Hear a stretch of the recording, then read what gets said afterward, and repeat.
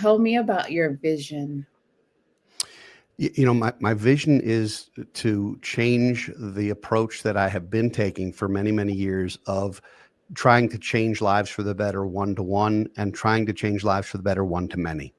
And so partly the podcast and the books are designed to do that. I can reach more people than I could ever serve in a professional capacity at our office. It's also trying to change the trajectory for young financial advisors and others who are getting into this industry, because if they do this right, they can impact hundreds, if not thousands of lives.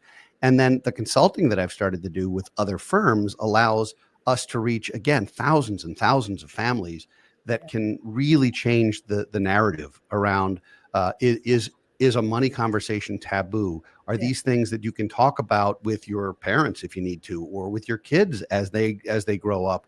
And so I'm trying to make sure that the legacy that I leave behind is the 100-year firm. I mean, this firm will long outlive me, and that's good. We have our next CEO who's stepping in the next 2 to 3 years, and so we will continue to exist, which I'm incredibly proud of. But also trying to find a way to bring financial literacy to as many people as possible.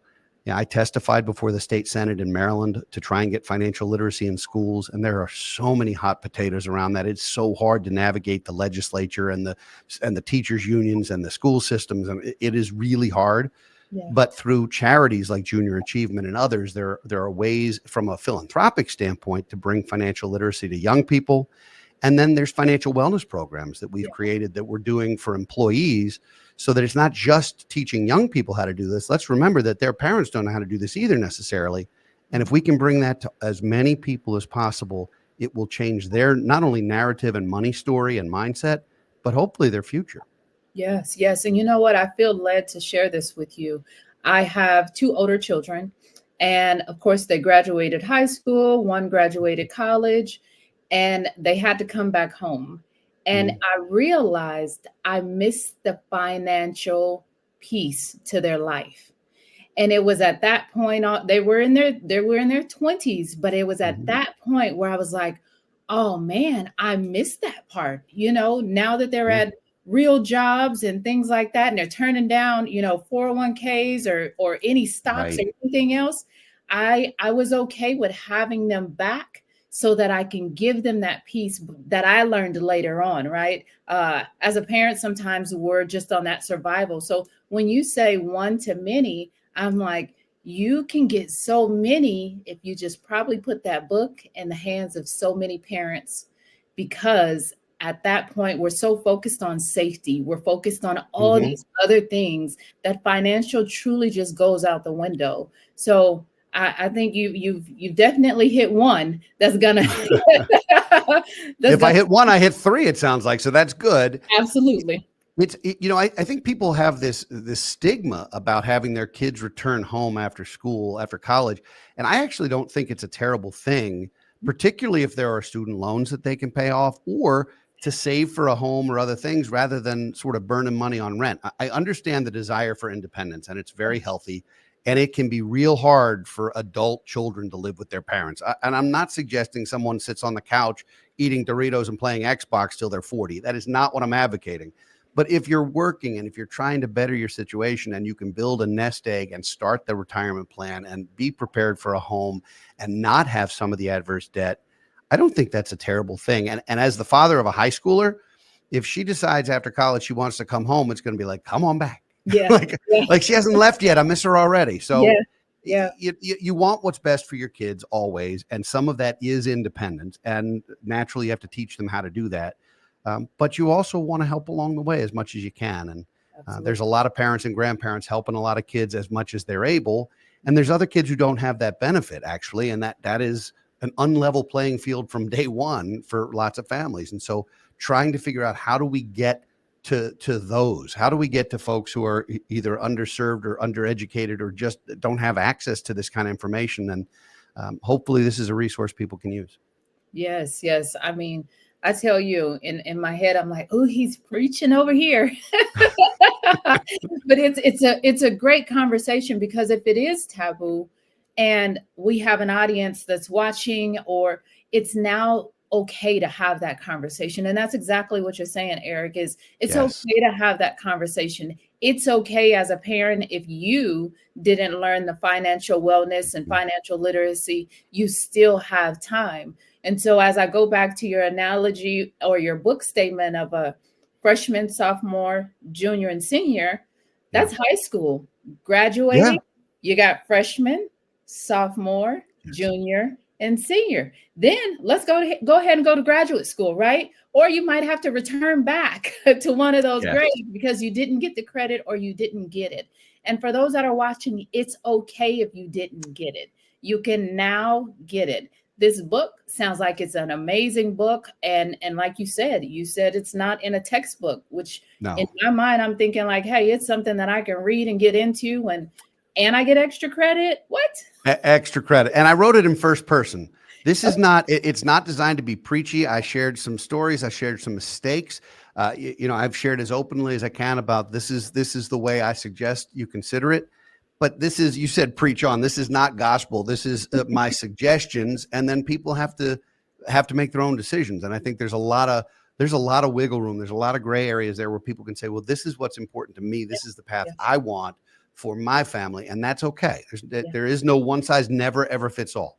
Yes, Ever. yes, yes. And we speak a lot about families, but also this is a great start for business owners, entrepreneurs, solopreneurs. Don't wait till you go broke or you have to give up the company, right? Figure it Yeah, out before you get to that point. So as I sit here and think about entrepreneurship, it's great to plan, right? But it would be great to have that financial literacy and understand what the value and profit and net income and all those kind of things and how that can help you to maintain your business for longevity.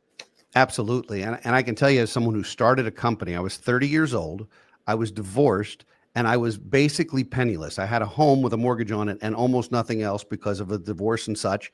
And I was 30 and I was starting over. Now, I had financial literacy. I know what I'm doing, Yeah. but I was still basically a freshman because I was starting over. Yeah. And 30 is not 20. So it was something, starting a business. I had to borrow from everywhere. And I tell the story freely because it's amazing that banks will give 18-year-old kids a credit card, or they'll give them student loans of $200,000. But when you want to start a business, they'll say, sorry, you don't have 2 years of tax returns. We won't even talk to you. Yeah. That is dumbfounding. Yeah. So, I had to borrow money from everywhere, including, yes, my mom. My mom and her husband lent me money with their home equity line. I paid them first, Javanka, because I said, I got to have good credit there because I want to be invited to Thanksgiving forever. But, you do what you have to do. And I borrowed from everywhere and started over at 30. It is not too late. And if you're an entrepreneur and if you have a vision and you have something of value that people will not only want, but will value enough to buy or participate in, then you've got a business as far as I'm concerned.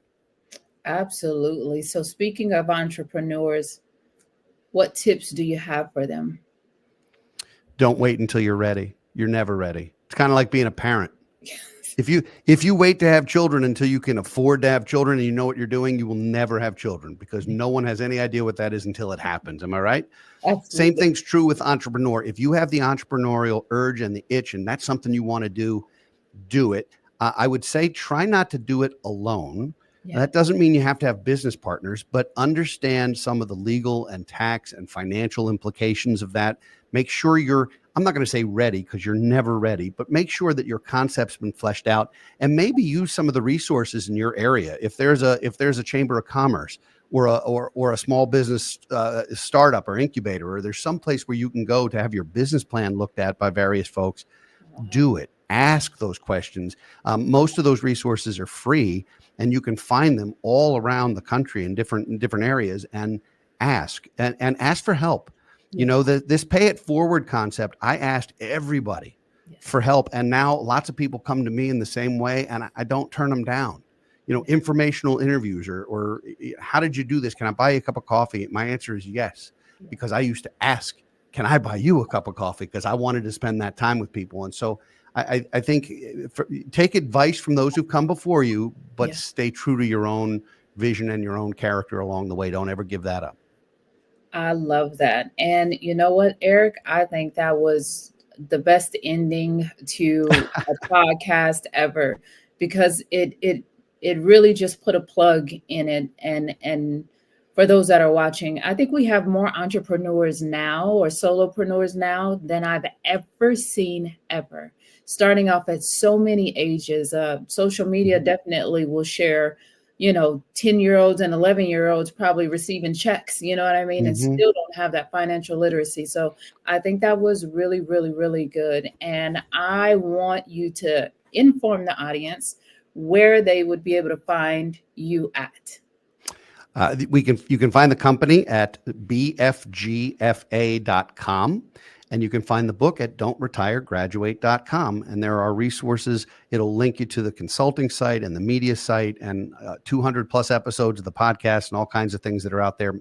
Most of those resources are free. So please check them out. Thank you for being here today. I'm really happy that you tuned in to Vision Pros Live. I'm looking forward to seeing your reactions as these episodes continue to move forward. This is going to get more and more fun. We'll have more and more engagement as well. We'll invite people to participate in the show. And thank you for giving us your time and attention. Have an excellent time building out your vision and becoming a vision pro yourself.